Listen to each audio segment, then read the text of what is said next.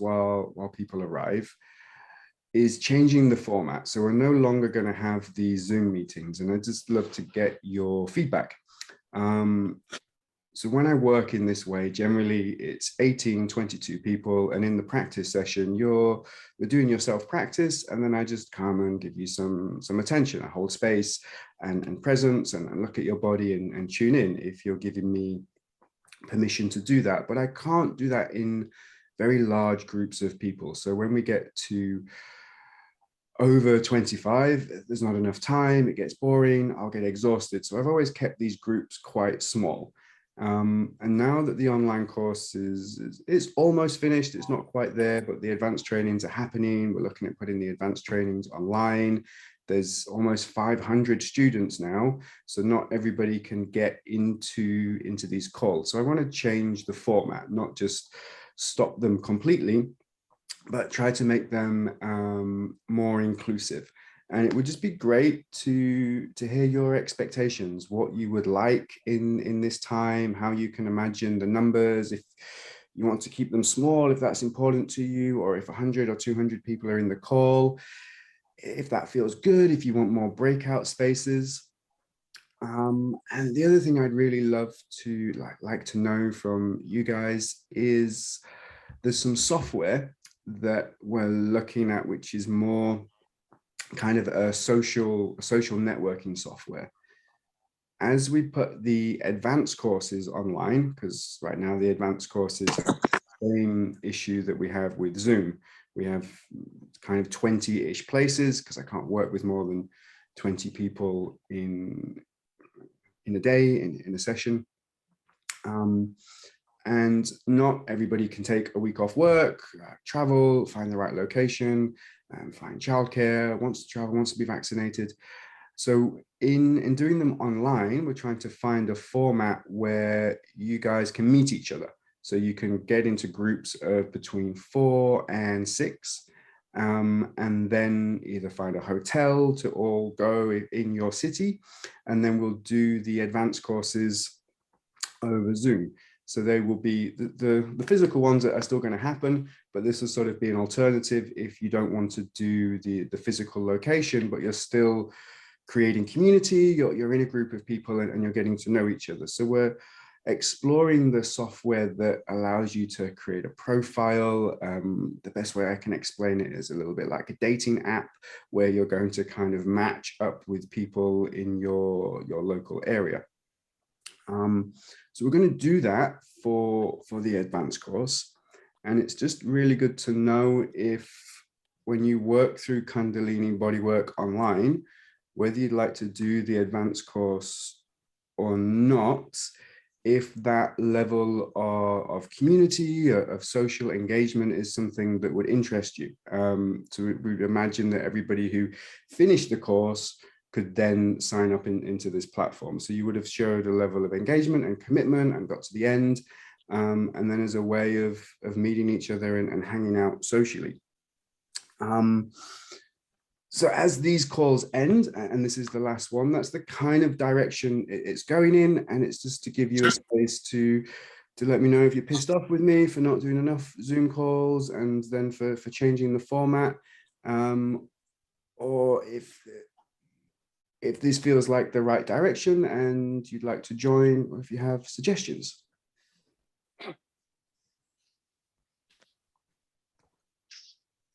Can you hear me, everybody? Elliot? Mm-hmm. This is my first time, so I don't really have a lot to say, but I wouldn't mind doing, I live in America, so I don't know how many people here are in America, but I wouldn't mind doing in person or online. I'm open to both.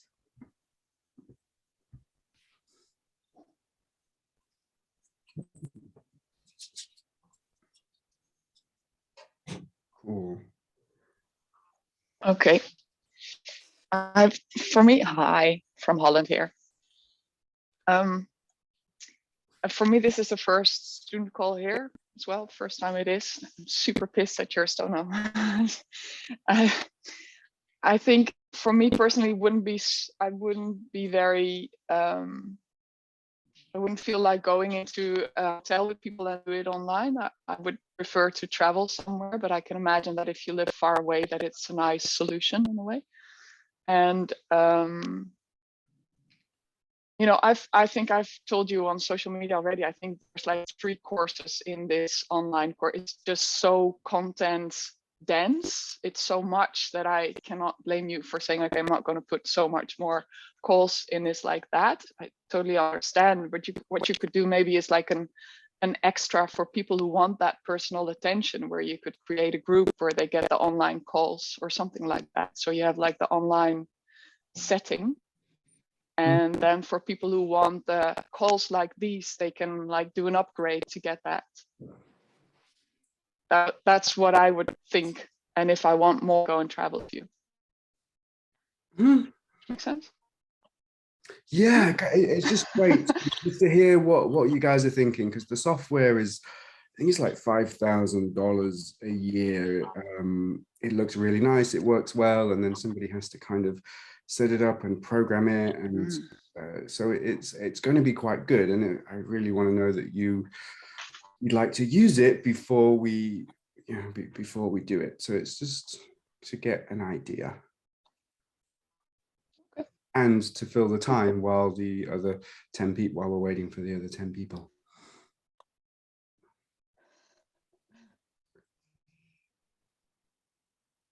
Hi everyone. Yeah, I think it's a very great idea actually, about the online connecting. So I would really appreciate like having a network where we can train together, just figuring out how the level is, and just connecting from the regional. When you travel, you just could go easier in touch with people like-minded on the same course. So I really like.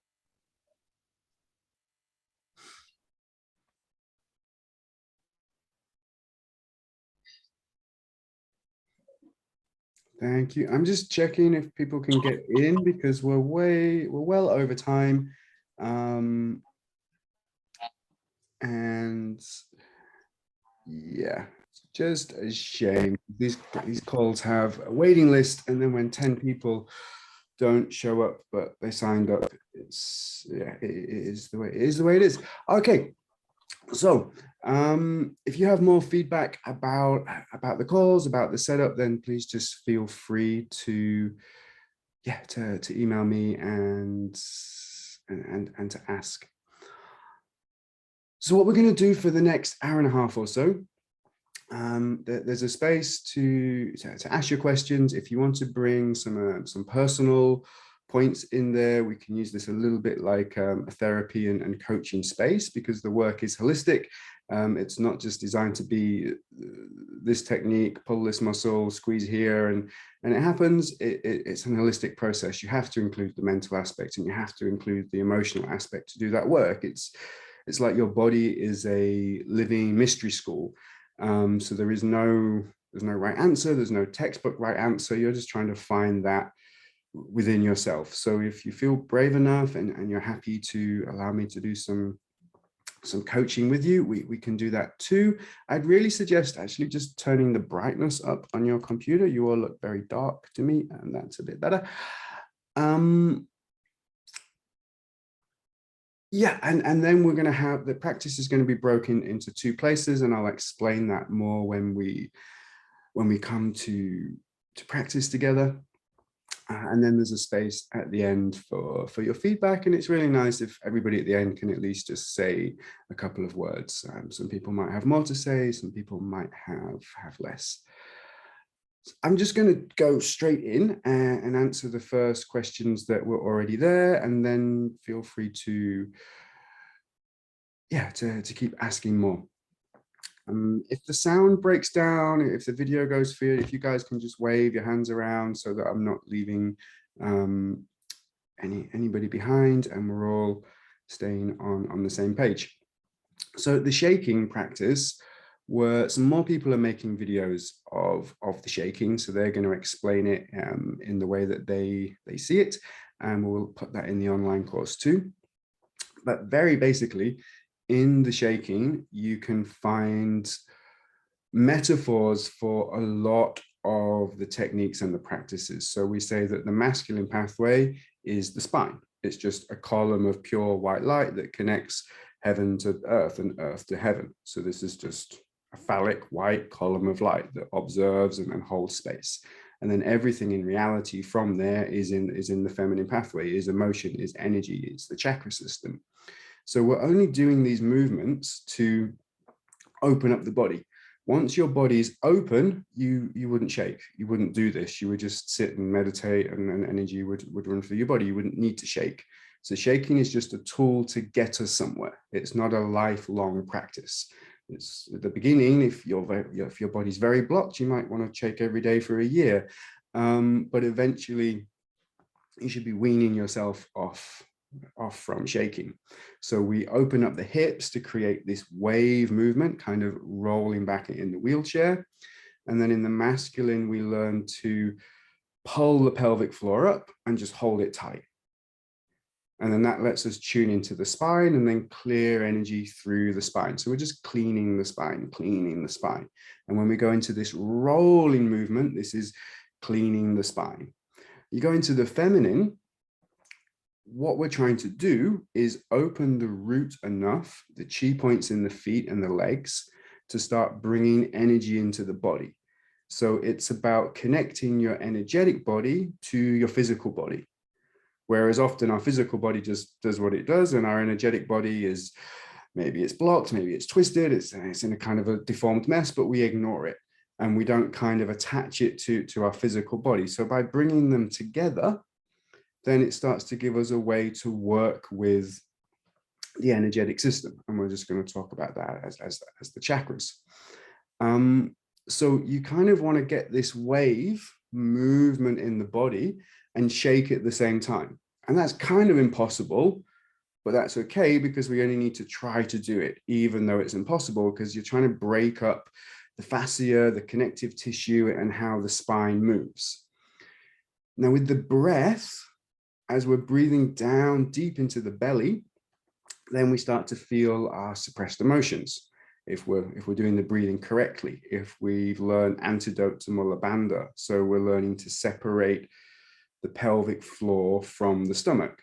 Everything you learn through Kundalini bodywork, as you progress, once you learn it stage by stage by stage, but then you need to go all the way back to the beginning and then use it all in step one. So you can't really complete the practice until you've completed the course, or until I've finished making the course. And then when you put them all together, because everything has to happen at once, just like life, just like energy, everything is happening at once. We can't use a reductionist scientific approach to break things down, but we have to use that approach to learn it. So in learning, it's always going to be incomplete. Slow me down if things aren't making sense. So in the feminine, you're just trying to wake up the blocks. You're trying to find what's there. Is this in chaos? Is it positive? Is it negative? Is it making my hips go around like this? Is it pushing my chest out? And as we start to fill the body full of chi and full of prana, and we're moving this way, and of course, energy is always coming down this way too. It's about meeting in the middle. It's about having both flows of energy through our body, divine energy, Gaia energy. It's all happening at once. There's also divinity, which is just there. It's not coming up or down. It's just there, or it's always there. But for our mind's sake, it wants to see the energies moving one way. So we just, with our mind, we mainly focus on it coming up, that we're waking up the chakras from the root, because we're trying to heal the 3 lower chakras first. Our mind likes structure, it likes linearity. So we've got to give it a little bit to keep it happy. So as you're moving the body, you might be shaking, you might be moving side to side. The idea is to create a wave, an orgasmic wave.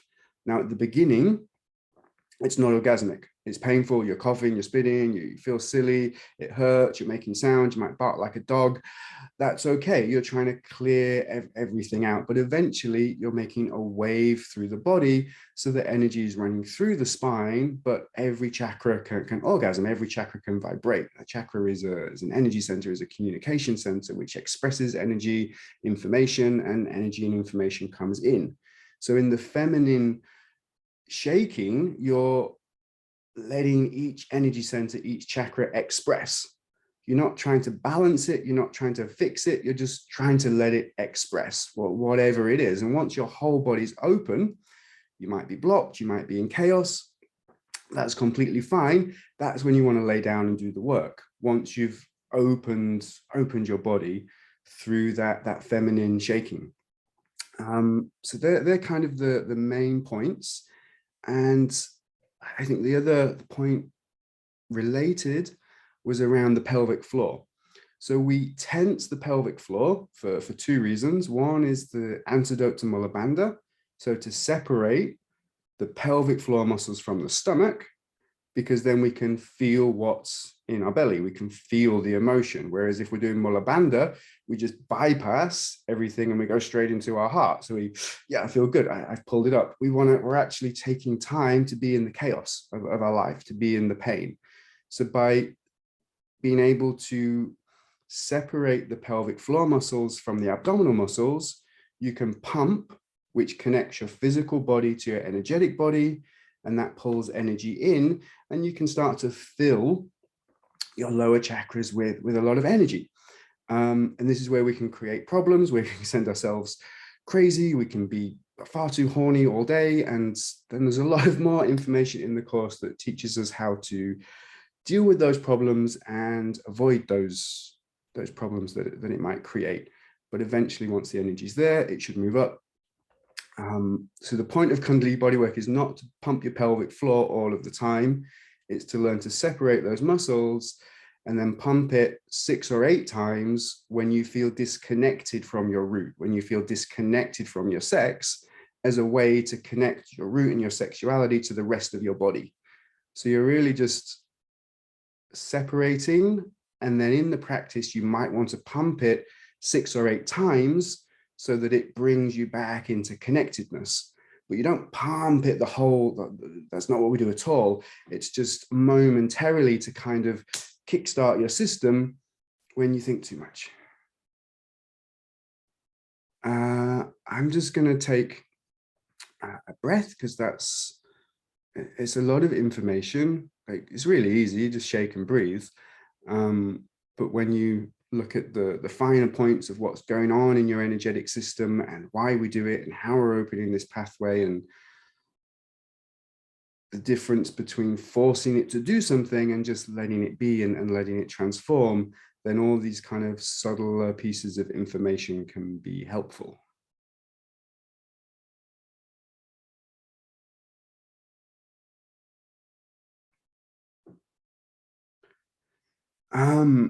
As nobody's asking any questions or for any clarification, I'm just going to carry on. And that leads kind of into your next question really well, about how do I know when to let go and what the block is? Only by learning to listen to yourself, learning to listen to your body. I just wouldn't be afraid of making mistakes. If you just know that sometimes you can take away blocks that you needed, and then if things start to go wrong in your life, you can think, oh, no, that was a boundary. That was really good. I was saying no, I was protecting myself. I wasn't ready for all of this pain, or that part of my shadow was just way too big. I didn't want to look at that trauma right now. So you want to just understand the concept that these blocks are there for a reason. You put them there. So if you just take it all away on the energetic level, then what was the point of putting it there? So you just need to start to have a self-inquiry process. Again, treating your body, your life like a mystery school. And the deeper you can go into that block and that problem, the more it can have to teach you. And then your blocks and your problems kind of become good things, because if you don't have any blocks, you don't have any problems, then you just constantly open all of the time and energy's running through you. You're either going to get really bored or you're going to become enlightened, and chances are you're going to get bored. So by having blocks and trauma, that's just allowing us to go deeper into our personal development and into our spiritual development. So often we will create the same block and the same trauma, and then get frustrated with ourselves that, oh, I've got this problem again. but you just want to ask yourself, well, if I didn't have this problem, what problem would I have? And then maybe you're suddenly very grateful for that problem and for that block, and you can change your relationship with it and start to look at it in a very different way.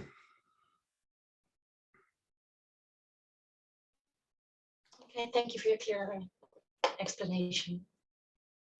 Really, really welcome.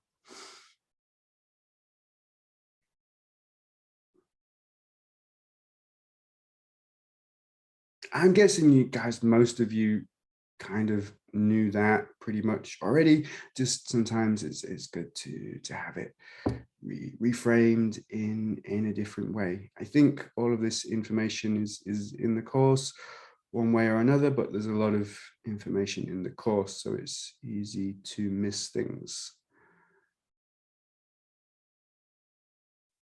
You can always unmute yourself and jump in with more questions as we go.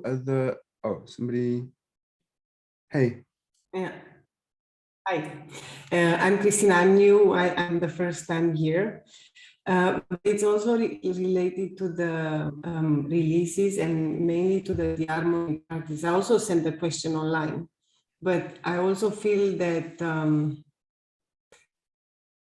so there are parts of our bodies which we may never touch. So my question is, are there certain, from your experience, because what I see, there are a lot of videos that are showing how you work on people, but then I'm wondering, okay, so I can see some points that are on the knees and I can relate to that. I can see other points may speak to me, others may not. But am I supposed to do that by myself? And are there other points? It's more like, it feels for me like I could need a bit more probably practice online or more examples on people doing it by themselves, or because I try to do it by myself and it doesn't feel the same. That's why I'm mainly. Are you doing the self-armoring? Yeah, I'm trying to. Yeah.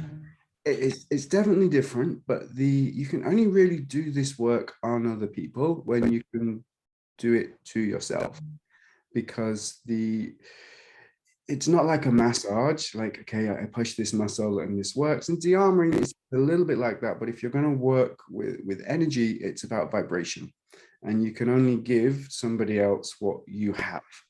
So you can't generate bliss and joy in somebody else's body if you're sad and depressed. If you don't understand what bliss and joy is, then you're trying to give somebody something that you don't have. So all we can do on the practitioner level is cultivate the energy and the emotions within ourselves that we're really happy with. And then when we work with people, that's the vibration that we transmit. Now, if we're not doing this work so well, we take their vibration and their pain and their trauma and we take that into our body, and then we become more like them. That's not so good. That's why we have to have a good level of self-mastery within ourselves in our own personal development and with this work before we can work on other people. Otherwise, they'll hurt us or we will hurt them. So there's definitely a learning curve. And other than working on yourself, it's to work with a professional. So somebody like me, or if you went to see a tantric masseuse or somebody in that kind of field, in somatic body work, and there's related practices. I think they're quite different. They're different to what I do, but there's a lot of related practices you could start to work with, which would help you develop your self-practice in Kundalini bodywork. Yeah, I've done that. My question was mainly to personal practice, because I thought from the course we are encouraged to do self-de-armoring, and that was interesting. Mm-hmm. But I felt that indeed doing it by myself is not the same thing. So that's where I was asking for advice. But now I understand that it's not the same thing. So it's okay. If you were to do shaking and then and this is a little bit what we're going to do in the first practice. So the sessions we're going to do now is to move into self-practice for probably 10 minutes. We don't need so much. And then to come into a softer space where we look for more joy and bliss, because we want to go into the pain As long as you can find pain in your body, and it's pretty, I think everybody in the room can find a way to hurt themselves a little bit. And what de-armoring is teaching us, self-de-armoring is teaching us to do, is to work with our breath and our nervous system so that our pain threshold becomes lower. So things hurt more. That way we can press on our body and we can find pain without doing any damage because we've lowered the pain threshold. And then the physical pain, we can start to find the emotional pain. And then once we've found that emotional pain, we can start to bring that out into our etheric field where it transforms. So the idea of shaking first is to open all of the energy centers, all of the chakra systems. The idea of doing the emotional release is to unlock the throat or the tantrum. You want to start to break open the fascia, break open the muscles, get into the organs and the glands, make sure that the heart's pumping enough, blood's moving around your body, you're well oxygenated, and that your energetic body's open, and then start your de-armoring practice. And it's going to be different.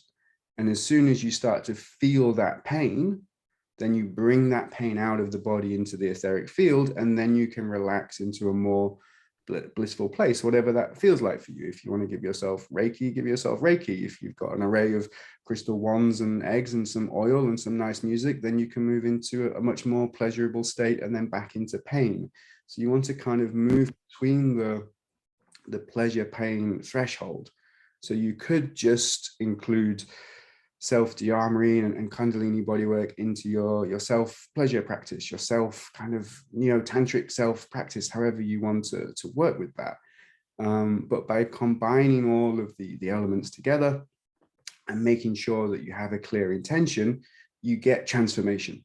But when you try to isolate them and say, now I do yoga, now I de-armor, now I do breath work, now I talk to my psychotherapist, and you do them all separately, you don't get the same kind of transformation. So we're really going to do everything at once. Thank you.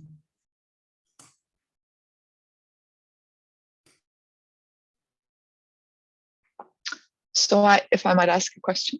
Mm-hmm.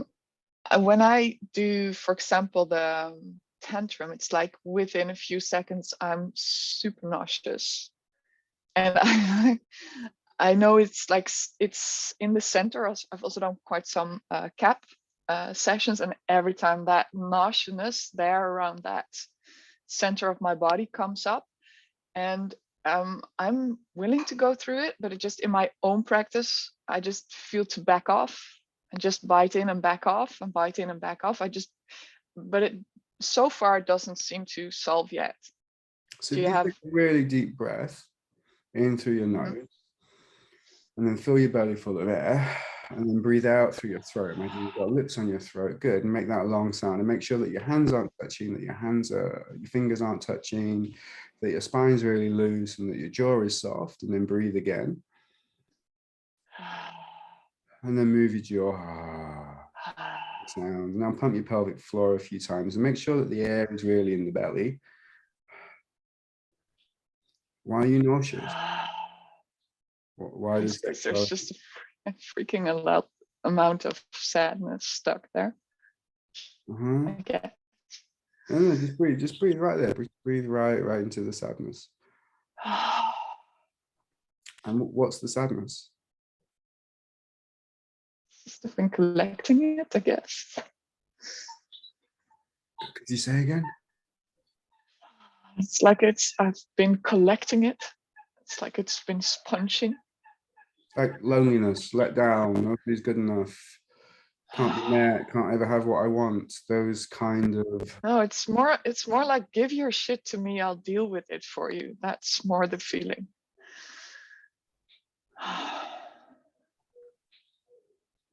Just like sucking up whatever anybody else is not being able to deal with. Good. No, it's just keep breathing out there, because this is the process of letting it go and transforming. And once we find out what it is, we need to look at the intention of how you want to be instead. And you have these two elements together, then something can shift. But that sickness and that nausea, it has nowhere to go. It doesn't know what it wants to transform into. and it's repressed to find out what it really is. And this is like the most important work, is finding that out. It's finding the trauma, finding the intention. And then you have a focus for your transformation. Makes sense. Just been kind of fighting it or wanting it to go, but never asking the questions. And if I was you right now, if you could, it's in your spine. If you want to kind of just start like move the bottom of your spine, like that. but don't move unless you're breathing out. Right, you can move when you're breathing in, but make sure that you're breathing out. Make sure that you're really, there's so much. It's just you want to cry a lot. It keeps tightening and literally like taking my breath away.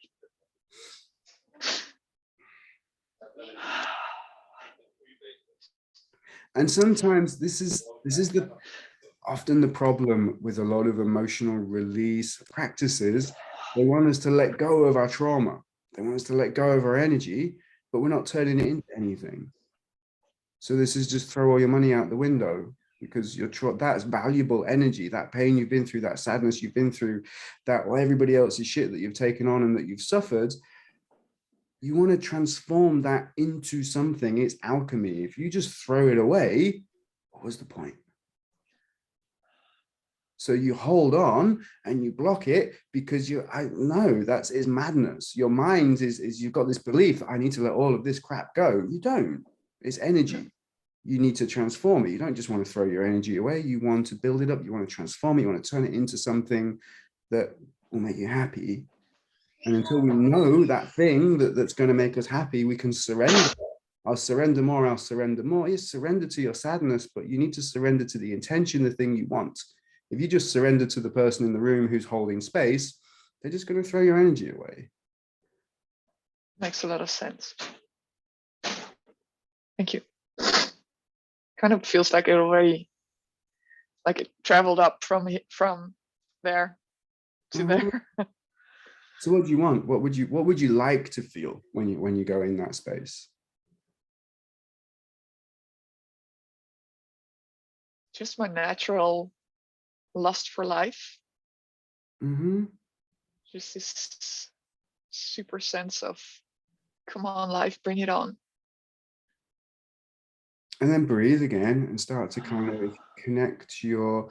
When I work with people, there's a level of non-dual psychology, and we would talk for half an hour, maybe longer, to really find what's useful for your mind to then coming into the practice. And right now we have to do this process quickly, so it's good that you go back over it, because I think you can go a lot deeper. You can find a lot of nuances and things that you're holding on to, and we can always go back into it. You're probably going to hit resistance to having it, and you just want to find out, is that enough? Is that enough? A lust for life. I want to love and accept myself. I want to feel more joy. I want to orgasm in my heart. I want to dance with liberation. It's kind of the sexuality. What is it that? There's this kind of guilt that comes up for not taking it on, for just switching, flipping it around. Don't know how to explain. Does that make sense? Self-confidence. It's like you feel you push yourself down. No. It's more like I feel like so much. It feels like I need to share it. It feels like I'm so used to holding the shit. I really don't know what it's like to let it go or to feel it differently. That's your choice. It can feel a lot. It can be a lot of different things. You can surrender to somebody else, and it can be the way that they think it should feel, or you can choose. Because just letting it happen, letting it transform, it isn't working. So if you're to choose, exactly. And this is where we just really want to go back to childhood development trauma and then start to find out what is that. And these are often really basic things that we need to change, that we need to transform. And as soon as we work on our boundaries, our self-assurance, self-love, self-acceptance, these things naturally start to unfold, but there's always a story around it. So for all of us moving into our practice now, it's really important to have an intention. Don't do this work unless you have you can sometimes just do it to see what happens, but you're not going to let go of your energy in the same way, and it's not going to transform potentially in a way that you want. And if you're doing this in a group, I know I'm repeating myself now, but it's just going to transform into the way that somebody else wants, or somebody else is going to kind of take your energy in that space and transform it in their body, because your energy is coming out of your physical body, it's coming into your aura in your field. This is why we want to keep our aura this kind of size, but when we become really big, this is a loss of energy, this is other people coming in, this is how you get the shit in your system, is by taking from other people. There's so many ways you can look at it with your mind, and just the one that you believe is the one that's going to be true. So presuming that in this session that right now we all have an intention, if you don't have one, just let it be to have more self-love and more acceptance, or more liberation, or more joy, or more pleasure in your body, whatever is feeling really good, or world peace. That's a good one today. So what we're going to do now is we're going to take the first 10 or 15 minutes, and I'd encourage you to shake, to do the emotional release, to get on the floor and do a tantrum, to start to maybe self-de-armor a little bit, just move into a very active self-practice space for about 10 minutes. And then when everything's open, when everything's awake, when you can feel that your energetic field is in your body, is in your space, then we're going to come and sit down with a straight spine. We're all going to start sat up, and then we're just going to let the body move into a more pleasurable way of being. And then when it feels good for you, you can just lie down and relax and see what happens. So this is very different to kind of Shakti Pat and Cap, and where you just lay down and you surrender, and then energy comes into you, and then it awakens you, and then your body does things. This is you owning the process, owning your self-development, owning how you open yourself up, and how and why and what's transforming, and learning what you're surrendering to. I'm not against surrender, but you just don't do it without. You need trust, and trust is built through relationship, through communication. So you want to communicate with yourself. So if there's no more questions, we'll move into that process. You all just put your hand up if you're clear about what we're doing.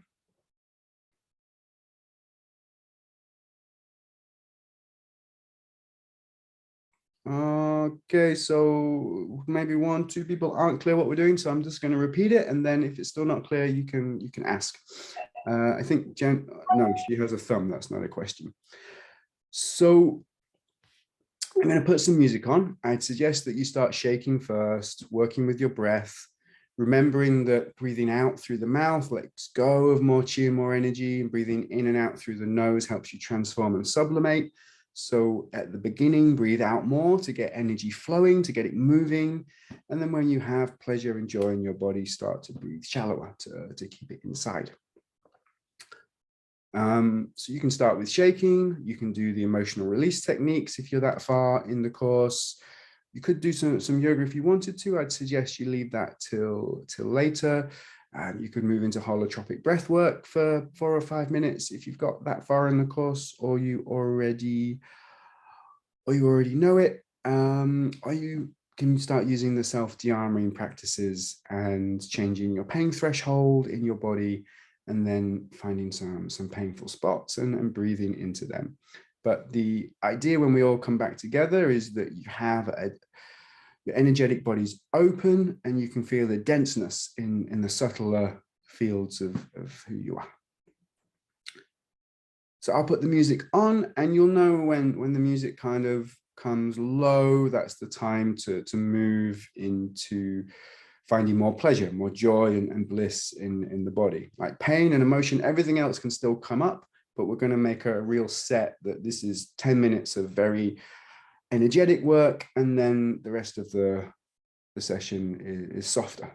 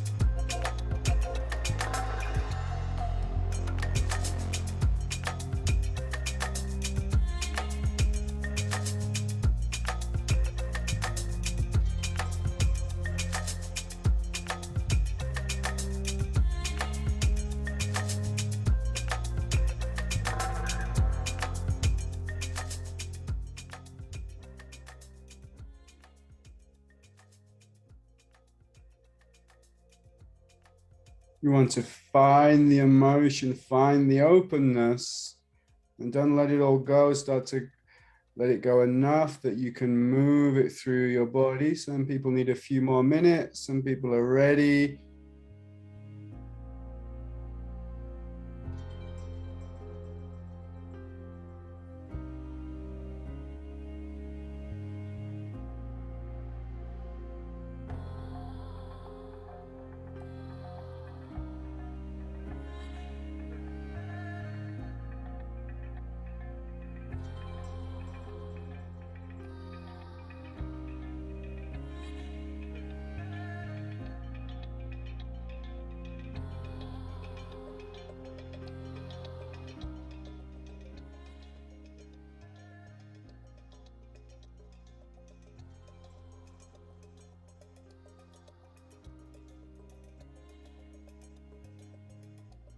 So always trusting your body, getting ready to come into more of a transformation space when you're ready.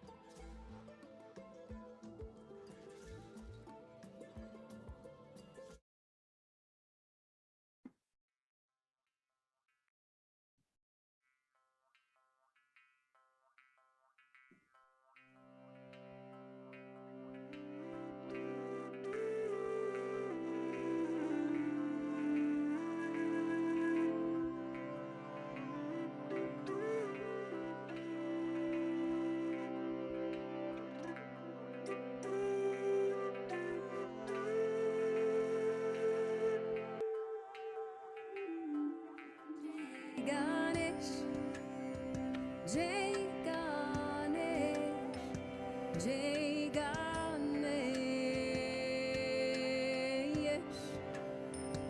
Jai Ganesh, Jai Ganesh, Jai Ganesh,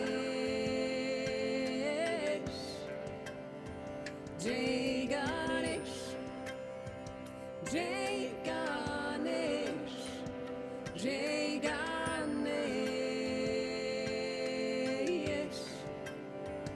Jai Ganesh, Jai Ganesh, Jai Ganesh,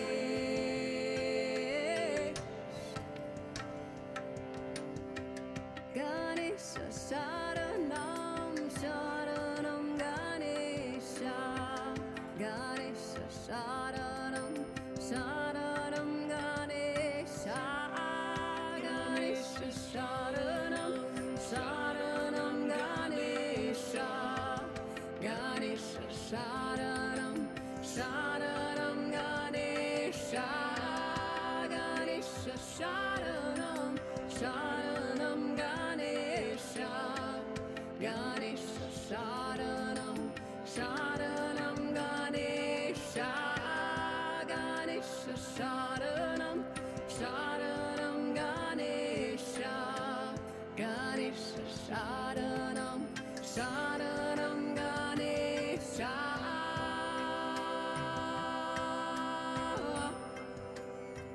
Sharanam Ganesha, Jai Ganesh, Jai Ganesh, Jai Ganesh, Jai Ganesh, Jai Ganesh, Jai Ganesh, Jai Ganesh, Jai Ganesh, Jai Ganesh,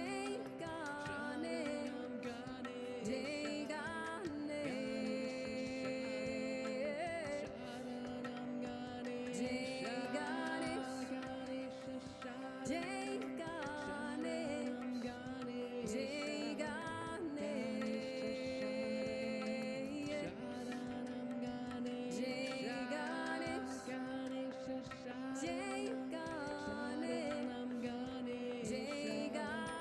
Ganesh, Jai Ganesh, Sharanam, Sharanam Ganesha, Ganesh, Sharanam, Sharanam Ganesha, Ganesh, Sharanam, Sharanam Ganesha, Ganesh, Sharanam, Sharanam Ganesha, Ganesh, Sharanam, Sharanam Ganesha, Ganesh, Sharanam, Sharanam Ganesha, Ganesh, Sharanam, Sharanam Ganesha, Ganesh, Sharanam, Sharanam Ganesha, Ganesh, Sharanam, Sharanam Ganesha, Ganesh, Sharanam, Sharanam Ganesha, Ganesh, Sharanam, Sharanam Ganesha, Ganesh, Sharanam, Sharanam Ganesha, Ganesh, Sharanam, Sharanam Ganesha, Ganesh, Sharanam, Sharanam Ganesha, Ganesh, Sharanam, Sharanam Ganesha, Ganesh, Sharanam, Sharanam Ganesha,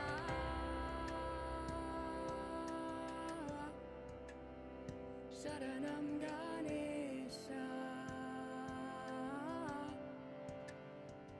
Jai Ganesh, Jai Ganesh, Jai Ganesh, Jai Ganesh, Jai Ganesh, Jai Ganesh,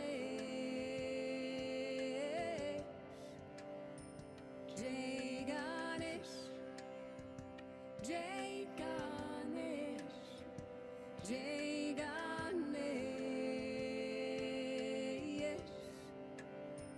Jai Ganesh, Jai Ganesh, Jai Ganesh, Jai Ganesh,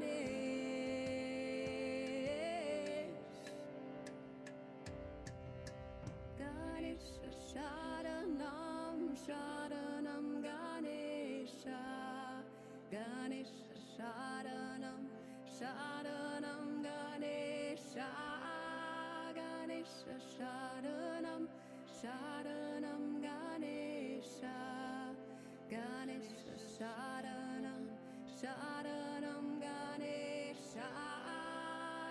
Ganesha Sharanam Sharanam Ganesha Ganesha Sharanam Sharanam Ganesha Ganesha Sharanam Sharanam Ganesha Ganesha Sharanam Sharanam Ganesha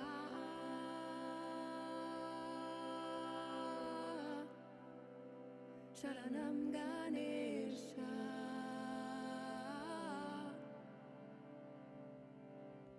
Om Gam Ganapataye Namaha Om Gam Ganapataye Namaha Om Gam Ganapataye Namaha Om Gam Ganapataye Namaha Om Gam Ganapataye Namaha Om Gam Ganapataye Namaha Om Gam Ganapataye Namaha Om Gam Ganapataye Namaha Om Gam Ganapataye Namaha Om Gam Ganapataye Namaha Om Gam Ganapataye Namaha Om Gam Ganapataye Namaha Om Gam Ganapataye Namaha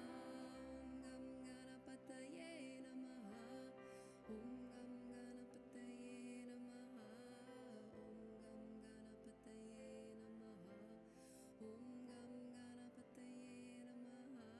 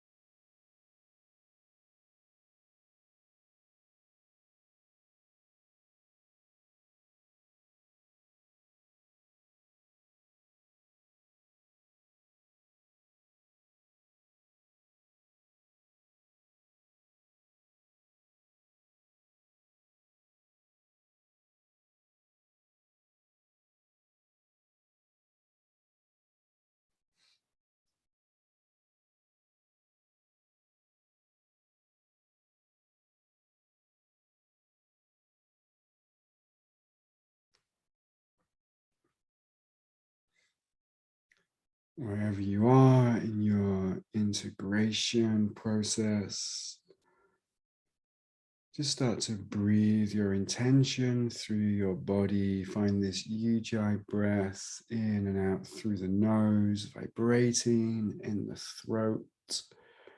Feel your root, feel your third eye, everything in between. Like the intention is vibrating in your body. It's harming with the sound of your throat. There should be softness. There should be pleasure in breath. It should feel good to breathe, sound good to breathe.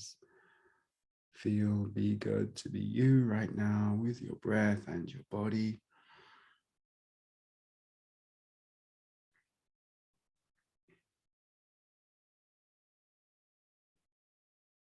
If you've gone through some transformation, if the vibration is different and you want to hold that, you want to turn that into part of who you are, now is a good time to bring some tension into the muscles, clench the fists and the jaw and the feet, hold the breath, pull that vibration inside into the bones, into the spine, to the core of who you are.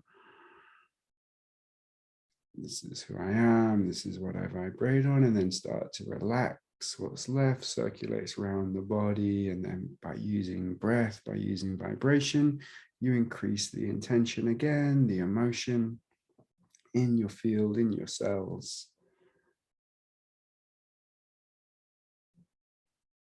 You feel it, you let it expand, and then you tense the body again, you tense the vibration inside, the new you, the positive emotion, the positive feeling. Holding the breath, tensing the body until it's time to release. Don't let it go out through the mouth. Keep breathing in and out through the nose, increasing the chi, increasing the prana in your body. Being grateful to yourself for being here, grateful for the intention that's in your body.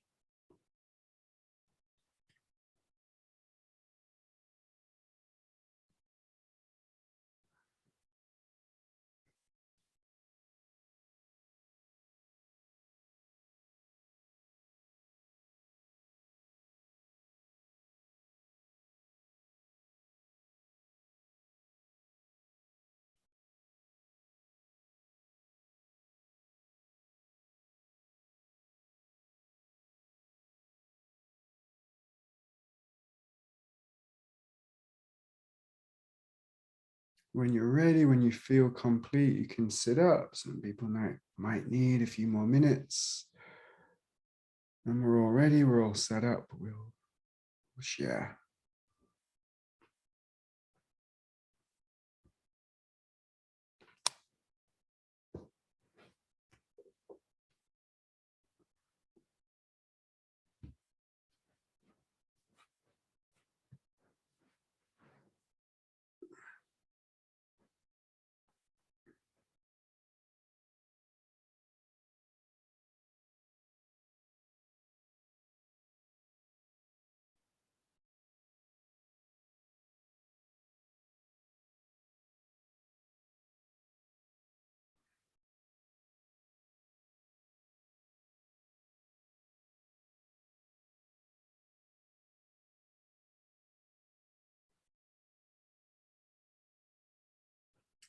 And it's great to hear from all of you, even if it's just a few words. It's lovely if everybody can just say something before we sign off.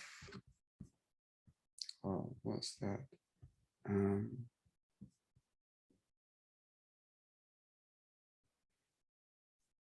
I don't know how I've done this. Speaker there. All right.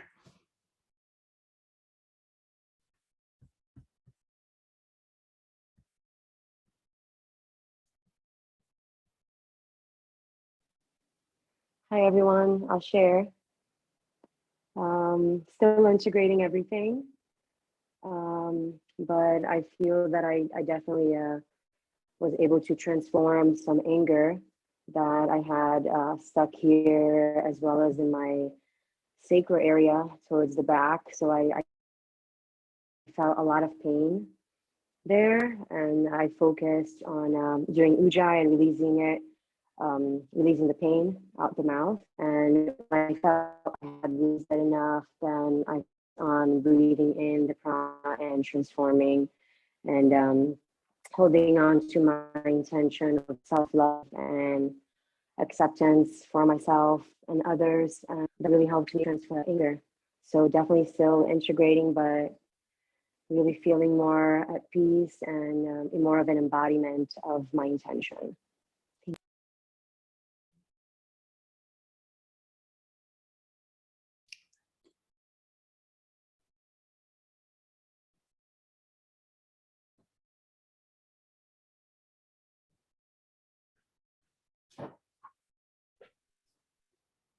Hi, thank you, Elliot, for this. I went like through a lot of different emotions. So I think it was first sadness and then pain, and I was releasing that, and then crying, and I couldn't really transform it, even though I tried. I think I just had to be with the feeling. And then I felt some kind of anger resistance, and then that changed again into like lightness and playfulness and childlike being almost. And then I also felt some cord cutting at some point, as if like something in my back was going off. Yeah. And then I just felt very peaceful at the end. So thank you.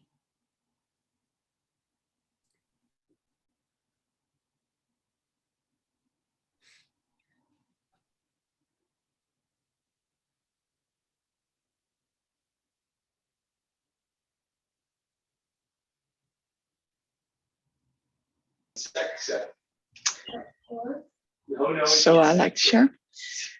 I had a bit of a cat and a mouse game between the nausea we talked about at the beginning. And it was the first time I had a tantrum, and there was no nauseousness. So that was great. It was like a lot of joy came through me. And then along the way, it came back.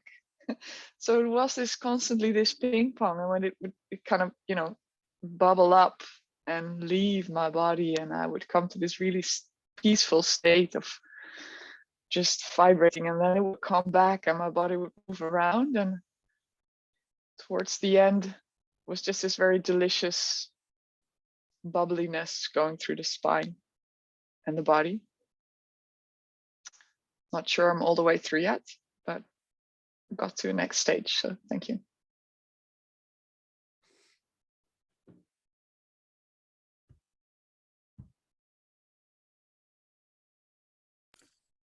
Hi, thank you. I enjoyed it a lot too. And it's really beautiful to feel how it's moving me. And I felt a lot accumulating in the area of my stomach, and I was trying somehow to ease that concentration there. And then I also felt heaviness on my heart and a knot on my neck, which I'm aware of them. They are quite present. I try to release or work with them, dissolve them, but I don't think I was very successful. I did something with my heart though. This I did for sure. But with the thing in the neck, I don't think I did too much. And it was really interesting to see the resistance and the blockages that the energy was showing me. So that was really beautiful. It was like an X-ray, sort of like it was moving and it was showing me where it's. So I enjoyed that a lot. Thank you.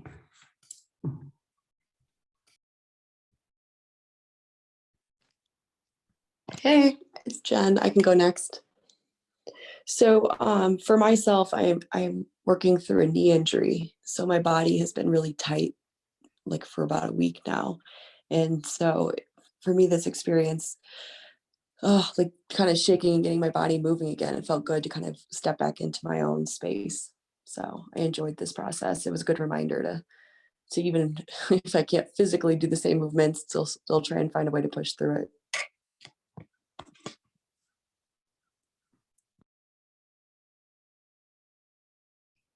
Good luck healing. Thank you. Thanks, Daniela here. So yeah, I felt like electric fields going from my body, especially like in my belly and in my throat. And the process was like very pleasurable, actually. And yeah, I feel bliss after that. So thank you.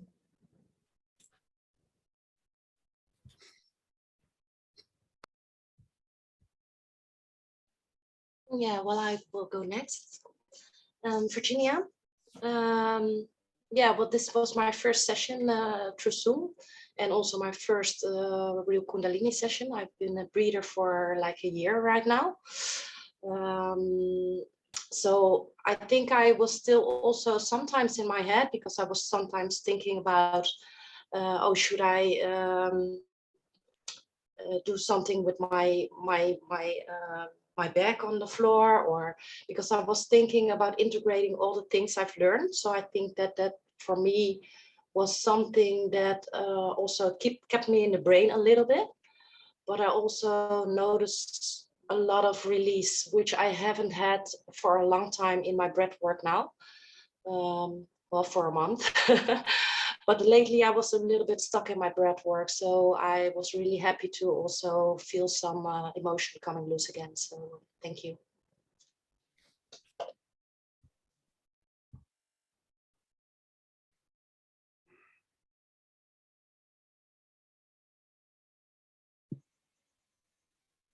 Hello. Am I on speaker? Am I on? Can you hear me? Yeah. Okay. So for me, it was really nice to be around other people that love Kundalini. I feel like the community aspect is amazing because I love Kundalini, and it's so nice to have the shared interest on this call. And for me, there was a lot of releasing in my chest and throat area, and then I would say third most in my sacrum. A lot of shaking for me, and usually when when my body moves, my mind isn't thinking. It's all a really like clean slate. So it's a lot of feeling sensations for me. I'm not really sure what's coming up or what it's attached to. I just feel it so strongly in my body. So that was good. I'm glad I wasn't very noisy this session, didn't make a lot of sounds, because for me it's almost 12 p.m. and my neighbor is in the other room. So I'm glad it was a lot of shaking, not a lot of sounding this go around for me. Yes, and thank you so much for holding the space for all of us. This has been a really beautiful experience. It's a pleasure. Yeah.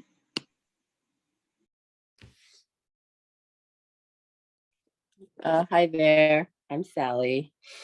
This is my first online experience. It was awesome. A lot of release, a lot of laughing at first, and then I think I just started to feel a lot of grief and sadness over experiences that occurred that I didn't realize. I've been very depressed in the past, and took a long time to get out of that situation. And I think I was just releasing all of that sadness and grief. And I still sort of feel it, but it was just nice to connect to that part of myself. And I think just to grieve for things that happened in the past.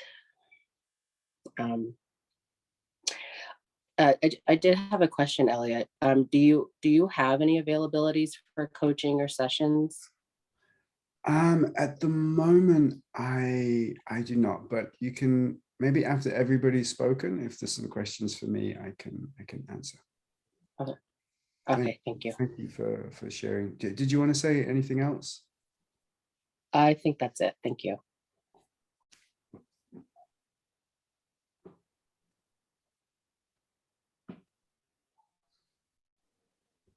Hello, everybody. I guess it's my turn. I'm Pamela. I was brought back to a memory, a past memory, My tight womb brought me back to a place where I was longing. I was longing for love, for a partner to share everything I have. And I realized that that person, it's me. Actually, the search for myself, it started back then. And I just connected to that part of me, telling it, I'm here, we are here. We are about to complete ourselves and our mission. And I just felt energy flowing through every chakra, building up, going higher. At the end, I felt the pressure on my third eye and I felt complete. And yeah, I wanted to lock in all this beautiful energy to upgrade myself and finally accomplish my intention. Thank you, Elliot, for creating this space for us. I appreciate everybody, all your shares.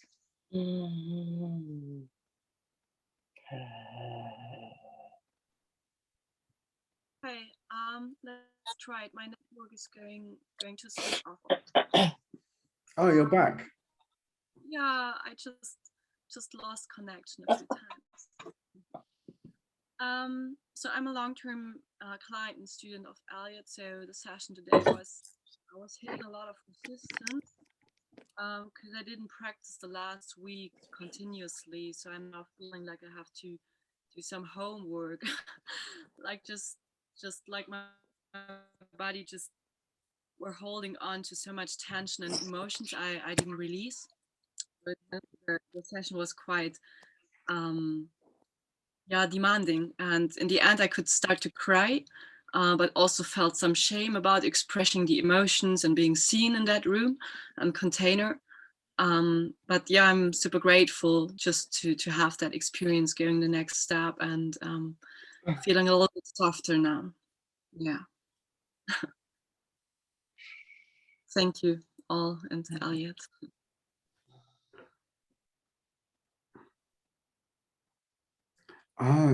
Thanks for trusting me. It's always a beautiful privilege to hold this space for other people and to kind of get a little look inside your world and your bodies, your emotions, your energetic bodies. So yeah, my job's a huge joy. So thank you very, very much.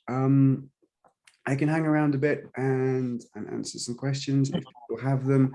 Just the one, I guess the one question on my part is the call was recorded.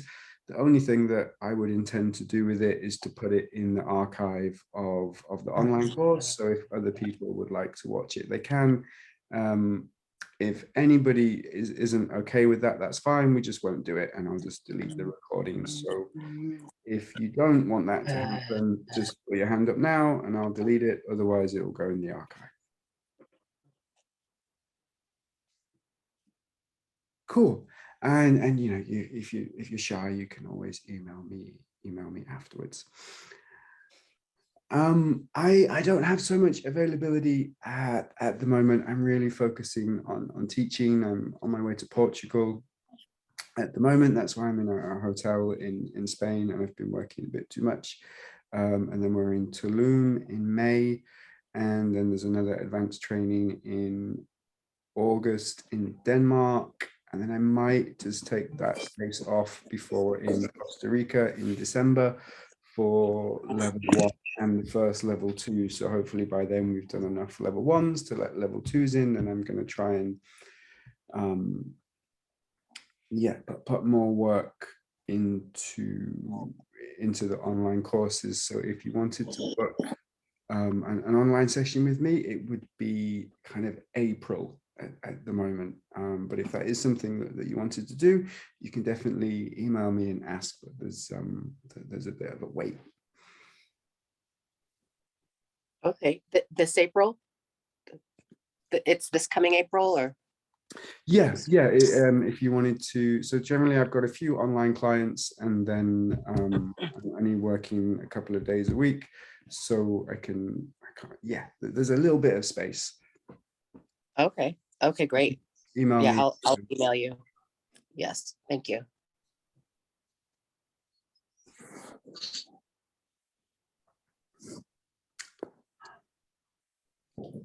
Yeah, if I could ask a question, because I have a surgery soon coming up at my foot. So I'm a little bit bummed that I cannot practice again and yeah, do much more of the course. But I thought about doing some little practices, because the breath work I can do short sessions without doing, because I know like holotropic breath work, you cannot do the session when you had just that surgery, and it also was in your counterindications. But I thought doing about things like the antidote to Mula Bandha or something. Is that something that I can still do? Because you also mentioned absolutely. the You just course. wouldn't want to de-armor your foot, but the rest of your body you can pretty much de-armor. The counterindications. I don't. This has been recorded, but most of them are just total bollocks. You have to put them in there for insurance purposes. But generally, just trust yourself. You can de-armor the rest of your body. You don't need to push on your foot. It's great just to practice Ujjayi breathing with the 3-part yogic breath and connecting it to your pelvic floor, and then finding Mula Bandha. All of these exercises, they lay on top of each other, and I think the best practice for this work, although a lot of these videos aren't finished, about using these breaths in conversations and finding emotional intelligence, changing the rhythm and the pace when you're talking with people, getting into your belly. A lot of it is about building it into your life so that you're always open and always aware. And then how do you meld that with having a job and talking to other human beings, and where do we kind of start to fuse those worlds together, and where do we let ourselves divulge into deeper, more mystical, spiritual experiences, but then ground them back into reality. So I think you could practice every day in that sense of just bringing this awareness of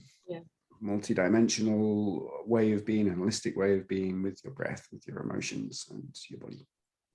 Yeah, that I have been doing. That was a wonderful tip, because I also noticed that even when I'm in the kitchen, I'm already practicing even the front and the back pumping. But you also said in the course that it's good to, and I don't know why you said it, but it's good to do some core work. Always do some core work. It's important to, when you, after the pumping and the massaging the belly and everything, do some core work. Mm-hmm. So that's why I asked you this question, because I think it comes up a lot in the course, and there's some more videos coming specifically about that. But basically, generally when people breathe in, we breathe in and we tense our abdomen and we pull our navel into our spine, and then we breathe into the top of our lungs, and this helps us keep our core strong, and everything stays together. So for most people, they need to be breathing into the belly to feel their emotions. But if you do this for too long, then your abdominal strength is just going to start to fall to pieces, and it's going to have a negative effect on your posture. So everything's just about balance. If you do too much stretching and not enough strength, or too much strength and not enough stretching, it's just the same with front breathing and reverse breathing. It's about bringing these into balance.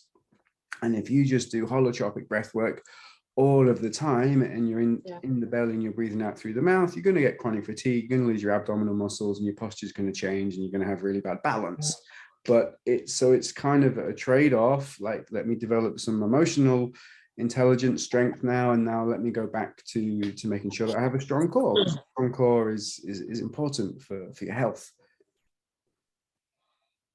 Okay, thank you.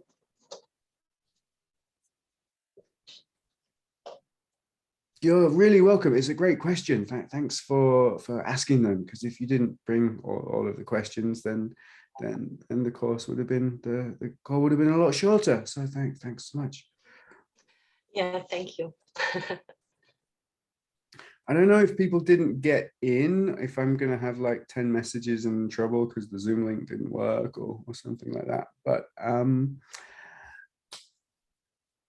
yeah, it's great to see you all, and feel free to email, to write. Hopefully you'll make it to an advanced training, and I am trying to put more things online. So there's a container, the course is finished, there's things after the course. I've started writing the advanced things for the online, although the introduction isn't finished.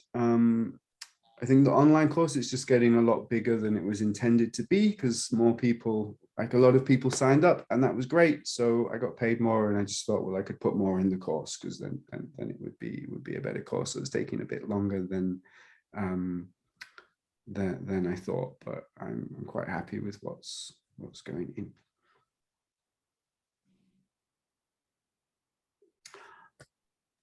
Thanks all so much. If you guys want to hang out and chat, I'll just flip the camera around and leave you in the room, and you can talk, or we'll all sign out. I need to go, but it was lovely to meet you and everyone else, and thank you so much for this session. And I feel really great and good to connect with you all. And thank you, Elliot. Really nice to connect. Bye. Thank you. Bye-bye. Bye-bye. Thank you. Thanks for sharing. Thank you. Hi, thank you. Bye. Thank you. Thank you. Bye-bye.